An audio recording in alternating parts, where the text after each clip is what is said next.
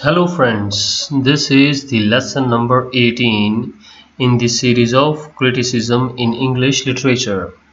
In the previous lesson, we discussed Thomas Hobbes and his important theory, social contract theory, and the work Leviathan. And now, in this work, we shall discuss or consider another philosopher. The name is John Locke. John Locke, FRS. Behind his name this word is used, or these three letters FRS. It means that fellowship of the Royal Society. So he was such a scholar, or you can say intelligent man. He was so much good in his research work that the Royal Society, the English Royal Society, supported him financially and gave him that fellowship to do more research work, and that is why he is so much important figure. About John Locke, he was born in the year 1632 and died in the year 1704. He is called as the Enlightenment thinker and father of liberalism. What is liberalism? Pretty simple. Liberalism means where you give full respect and you accept the opinion given by the others. No matter what they think, you simply give them full respect and you are accepting their opinions. So one is fully free to express his views, whether he is speaking against the traditions or he is speaking against the conventional thinkers. So one is fully independent in his views. That is called as the liberalism, or liberty from this word is coming. So it is completely a revolt against the traditional ideas, whatever the traditional ideas or the rigid ideas given by Thomas Hobbes in his social contract theory. So here we see John Locke is giving completely opposite ideas, and he is supporting the new ways of thinking with logic and reason. This is the main characteristic of the age of the Enlightenment, where the people are thinking with logic and reason. They are not simply following the things, they are going after the reason. This is the main characteristic. So I have told you that he simply opposed the traditional ideas given by Thomas Hobbes.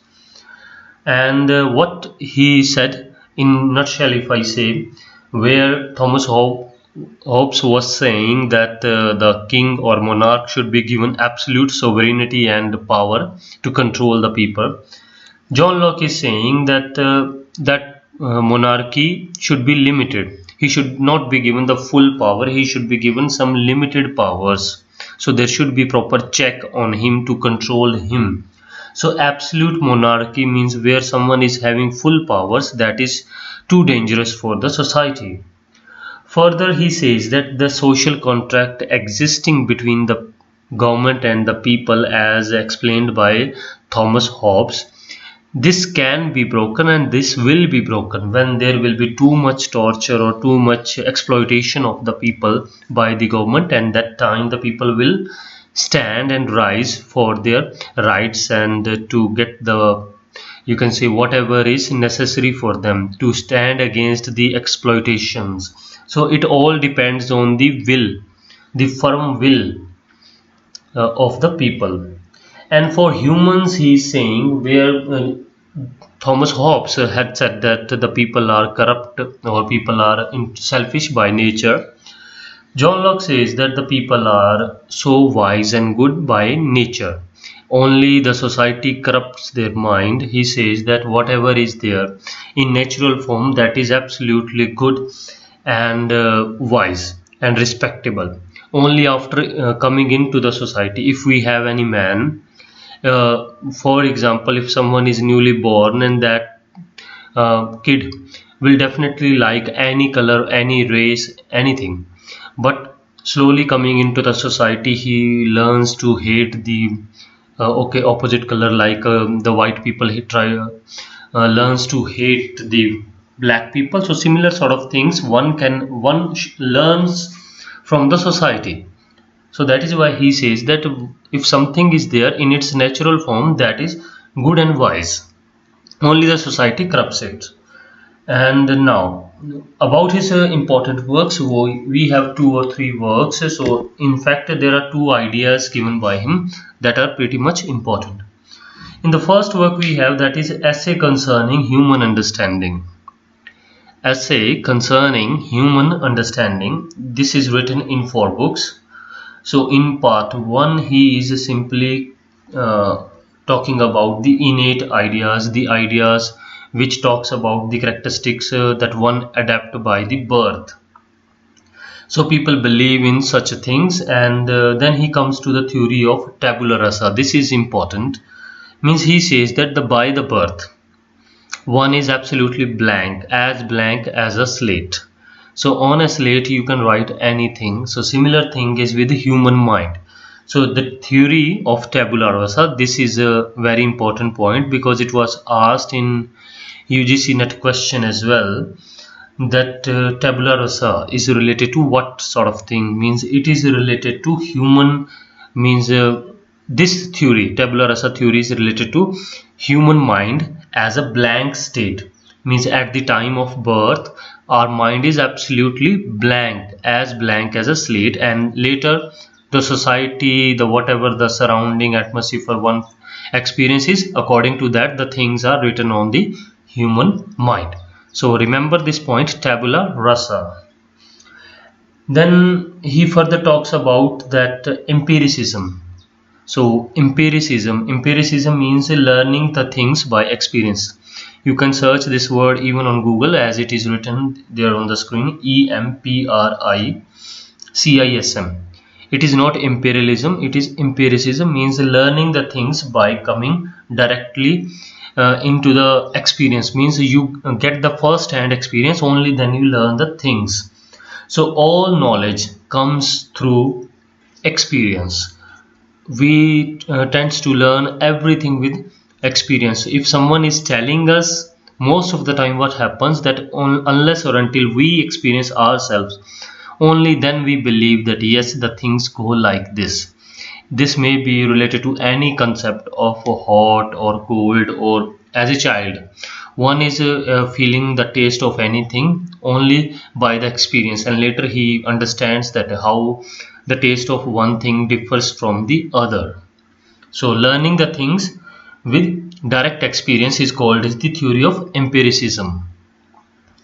Then in the book second he is simply talking about the simple and complex ideas that are going in human mind, and in part third he is talking about the theory of language, how a child learns a language naturally in the society. And then in the part 4 he is talking about the mathematics, philosophy and other concepts of the learning. So simply these 4 books are related to the understanding of human minds, especially according to the learning. And don't forget to remember these 2 points, tabula rasa and empiricism. These 2 are the important points. Then we come to the next work, that is Treatise on Government. Treatise on Government. So this is a political work. Here are philosophical views, not about the you can say the literature, reading or writing, but about the government, as Thomas Hobbes has given views about the political structure or how the government should function. So similar sort of things we find. So as a political philosopher, he is saying somewhat about the Scottish Enlightenment first. Scottish Enlightenment. First, for enlightenment, I would say that this is the period that starts from in Europe around the late 17th century. Late 17th century, where the people started thinking with reason and sensibility. So from 1600, 80 or 90, and it really goes up to the age of up to the beginning of the 19th century, means 1810 or 1815. So that period, especially predominantly if we say that period of the 18th century. So late of the 17th century, 1680 afterwards, and completely 18th century and the beginning of the 19th century. So that is the period of the Enlightenment, where the people were thinking with reason and sensibility, and this work really influences on the two we can say the two of the event. The first is the Scottish Enlightenment. It is also Scottish means Scotland. Scotland is the part of Britain, or that island. You can check the geographical location of this. In this Enlightenment there were a number of Scottish writers, so we don't have too many important name in that, just a reference to that. And American Declaration of Independence as well. So America, if you remember that America got independent somewhere around 1786 or so, and there was one more revolution, that is French Revolution in 1789 or so. So these two major developments happen, and this work really has influence on both these things. Especially whatever the views are given here are dominating the American Constitution. In American Constitution there is a lot of about human rights. So similar sort of things are expressed in this work. So we can conclude as that this work is dominating Scottish Enlightenment, and then the American Declaration or American Independence, and its further we can say the formation of their constitution. And in this work we have one major concept, like that all men are endowed with certain inalienable rights. Okay, a little difficult word. Means the people are given by birth some special rights, and such rights cannot be taken away from them. All men are endowed with certain inalienable rights, and so they are born with rights, and such rights are natural rights, and these rights cannot be taken away from them. The freedom to live anywhere, or to speak whatever they want, or to freedom of expressions, freedom of to do whatever the work they want to do, such sort of a basic rights, fundamental rights. And these rights are given to everyone regardless what you can say where they are born, or which origin they belong, or their gender, their you can say nationality. So everyone is given such rights. So these are called as the natural right of any human being. So this work, Treatise on Government, is giving or expressing views mostly against whatever the views given by Thomas Hobbes in Leviathan. And in this work we see that he is favoring the common mass or common people, that they have full rights, and these rights should not be taken away from them by any government. So in connection to this work you can remember French Revolution, American Independence, and Scottish Enlightenment also. So after this we have several questions, so I just quickly tell you about these questions which were asked in the previous year exams. So the first one is, Essay Concerning Human Understanding is written by John Locke, and the concept is given in this about, or the theme is the nature of human mind. Then human mind, the concept given in about human mind is expressed by which you can say term, that is called tabula rasa, and the meaning of tabula rasa is blank state. Tabula rasa means blank state. Human mind is presented as blank state by John Locke. Another question, essay concerning human understanding, and this about this work. So we have to match this work with the classical statement of empiricist philosophy. So empiricism, I told you, empiricist or empiricism. So this work should be matched with this option, that is classic statement of empiricist philosophy. So empiricist, remember this, empiricist philosophy means learning the things with the direct experience. And the work Treatise on Government is written by which writer? That is John Locke.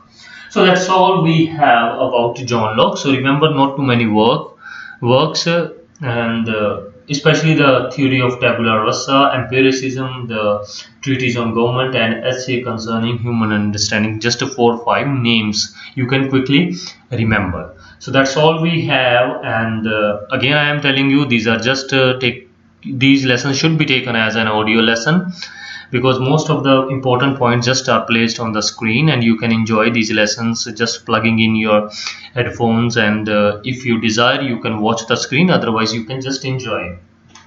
In the next lesson we shall be discussing another critic, and now I'll try my best to post a few of the lessons on British literature as well in parallel to this one. So thanks a lot for watching this lesson. Have a nice day.